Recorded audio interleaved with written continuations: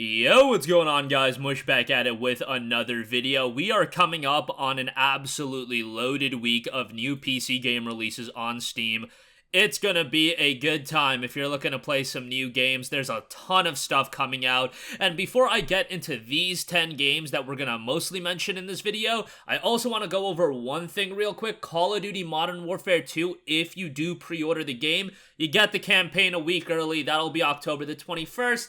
If you dig Call of Duty campaigns, might be something you want to check out. I know a lot of you guys are buying the game regardless. $70 on Steam. The official release is October 28th. Most people seem to buy Call of Duty for the multiplayer, but I usually enjoy the campaigns as well, and it seems like there's more emphasis into this campaign than there was in previous Call of Duties, and generally speaking, I feel like the Call of Duty campaigns are pretty enjoyable. Are they groundbreaking? Are they incredibly compelling narratives all the time? Maybe not, but I find them to be pretty fun. So, yeah, wanted to mention that right off the top. So now on to the 10 games. We got 3 free games. We got a lot of big budget titles. Let's get started. Let's start things off with a follow-up to A Plague Tale Innocence, A Plague Tale Requiem. This will be continuing the story of Misha and Hugo in an absolutely emotional, heart-wrenching story. Incredibly gripping, incredibly atmospheric are these games, and this is a game that's taking it to the next level from a technical standpoint as well. Visually, it looks fantastic. This is a next-generation exclusive title, so outside of the PC release, it's on PlayStation 5 and Xbox Series. Won't be seeing a PS4 or Xbox One release. If you have not played A Plague Tale Innocence, that game is fantastic, and I would highly recommend you to play that before you jump into this. I think it's almost essential you play that game because it'll introduce you to the background of everything to expect. That game is available through Xbox Game Pass. A Plague Tale Requiem on launch day will be available through Xbox Game Pass. Yes, that is absolute value. Otherwise, if you do want to buy the game, $49.99 on Steam. You can get it at Green Man Gaming for $41 if you would rather that way. But embark on a heart-rending journey into a brutal, breathtaking world and discover the cost of saving those you love in a desperate struggle for survival. Strike from the shadows or unleash hell with a variety of weapons, tools, and unearthly powers.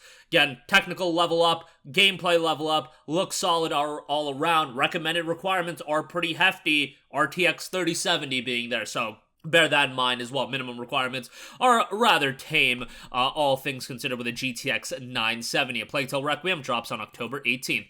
Next up, another major release dropping this week, Gotham Knights. A lot of discussion around this game right now with the confirmation that it's only going to be running at 30 frames per second on PlayStation 5 and Xbox Series, which is just so surprising because remember, this was a game that initially was scheduled for a release on Xbox One and PlayStation 4. So what was going on there? Was it running at like 15 frames per second? I don't know, but that is a little bit of a bummer. On PC, on the other hand, you will be able to play with an uncapped frame rate if you have the hardware that can support it, 60 frames per second all day long, and this is a game that centers around 4 characters. Batman is dead, but you'll be able to play as Nightwing, Robin, Batgirl, as well as Red Hood. Generally speaking, the story will unfold fairly similarly, but they tackle situations differently. There will be some dialogue changes and things like that. So that is going to lead the game to being a bit replayable. Now, you can also change characters in the midst of playing a game, so you're not locked into a character for the entirety of the game or anything like that. At this point, all we have are the minimum requirements for the game, which I find rather surprising. i5 9600K, Ryzen 5 3600 on the CPU, minimum 8GB of RAM, 1660 Ti or an RX 590. Bear in mind, that's for 1080p 60 FPS at low quality. So if you're like me, you're trying to play it at 1440p or you're trying to play it at 4K higher settings, you're going to need pretty beefy hardware by the looks of it. So be on the lookout for that. Remember, the entirety of the game is playable through cooperative play, 2-player cooperative play, and then there will be a 4-player component added later this year at the end of November, so be on the lookout for that as well. Gotham Knights will be seeing its official release on October 21st. Next up, let's talk one of the free-to-play titles and a pretty major one in Marvel Snap. Assemble your Marvel Dream Team from a superpower roster of your favorite heroes and villains. Marvel Snap is a fast-paced, adrenaline-pumping strategic card battler that puts you in the control of it all. Make your move. If you guys know me, you know that I had my Hearthstone phase where I was down atrociously bad with Hearthstone. Let's just say that. The amount of money that I ended up spending on Hearthstone would actually be absolutely repulsive to some of you guys. I know people have dropped thousands upon thousands of dollars on games like Fortnite, but I usually don't get that down bad in a free-to-play game. Oh, I was down bad with Hearthstone. Nonetheless, now we have Marvel Snap, which is dropping directly on Steam. Player cards at 50 plus different locations from across the Marvel universe, each with iconic game-changing abilities from Asgard to Wakanda. New locations are introduced weekly to put your creative problem-solving skills to set, which sounds like a unique twist for the game. We'll see how it turns out. Hitting early access on October the 18th. I know there's a little bit of buzz around this. It's a Marvel game, so inherently it's going to have quite a bit of interest. But nonetheless, October 18th, free-to-play title will be dropping here. Next up, major PlayStation release. Making its way over to PC, Uncharted Legacy of Thieves Collection. You got Uncharted 4, you got Uncharted Lost Legacy. Obviously, the big talking point with this have been, why no Uncharted Nathan Drake Collection? Let's not get down that rabbit hole again. But Uncharted 4, I think, is a great game. I know that there was a lot of criticism regarding some of the narrative elements. I like the story, and I remember I played Uncharted 4 right when it came out without really looking too much into the reviews nor any of the fan feedback from people that played the game early. I played it on release day. And I really enjoyed the game, and I liked the narrative elements of the game. Then when I heard the criticism for it, I was like, okay, yeah, I can see where people are coming from. But yeah, it's still a very enjoyable game. The gameplay pacing, I think, is great. Puzzles are well done, and visuals are stunning, so it's gonna hold up really well on the PC. Even 6.5 years later, Uncharted 4 is a pretty game to look at. Lost Legacy, smaller title, centering around Chloe, and yeah, standalone expansion. A lot more of the same. Not a bad thing, considering Uncharted is fantastic. We got 4 tiers of system requirements, which Sony, give them a lot of credit for doing this. Look at a game like Gotham Knights, where we don't even have recommended requirements yet, and then Uncharted, where we got 4 tiers of requirements with minimum recommended performance and ultra recommended GTX 1060, RX 570, that's 30 FPS at 1080p, probably gonna go 60 FPS at 1440 or something like that, or at least at 1080p 60 FPS. That'll be an RTX 2070 and RX 570 5700 XT for performance. That's 60 FPS 1440p high setting. So take that for what you will. Uncharted Legacy of Thieves Collection does drop October 19th. Hopefully this does well enough so we get the port of Uncharted Nathan Drake Collection sometime in the future. And I do ultimately think that will happen. Next up, long-awaited PlayStation exclusive coming to PC. Persona 5 Royal. We all remember when Persona 4 Golden was announced for PC, and that was received incredibly well. People got incredibly excited about that. Dropped at a price point of $19.99. Seemed to do very well from a sales number standpoint, and better late than never, Persona 5 Royal finally hitting PC, finally hitting Steam. It will be available on Xbox Game Pass. So the value you're getting out of Xbox Game Pass this week, if you prefer to play your games there, just absolutely disgusting in the best way possible. But yeah, value is just insane.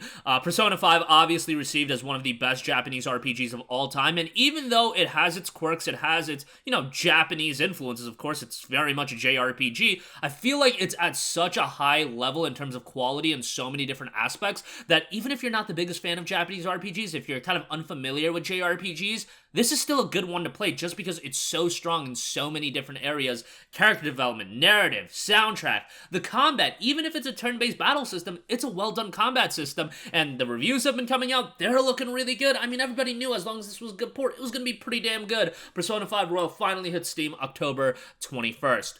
Next up, we have Heads Will Roll Downfall. Now, this will be a free-to-play release, a free release. However, it will be a limited-time free release. So, it was noted Downfall acts as a prologue for Heads Will Fall Reforged and sheds light on the backstory of several important characters of the main game. It will also showcase the improved gameplay mechanics and new character style. Downfall will turn out to be pretty much a full-length game, and thus will be available for free up until the release of Heads Will Roll Reforged in the winter of 2023, and that it will be repackaged as a part of Reforged, so hurry up and grab it. It's a story-driven RPG with survival mechanics, a lot of non-linear quests with various outcomes, over 100 authentic medieval weapons and armor pieces, complex combat system crafting with blacksmithing, alchemy, and a social interaction system as well. Heads Will Roll Downfall drops on October 20th.